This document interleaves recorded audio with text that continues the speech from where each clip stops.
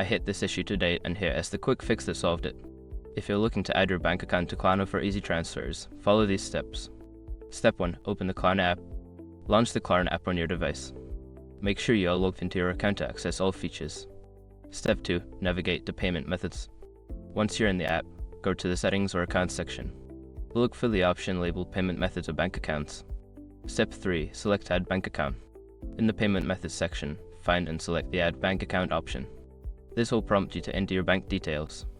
Step 4. Enter your bank information. Fill in the required fields with your bank account information, including your account number and routing number.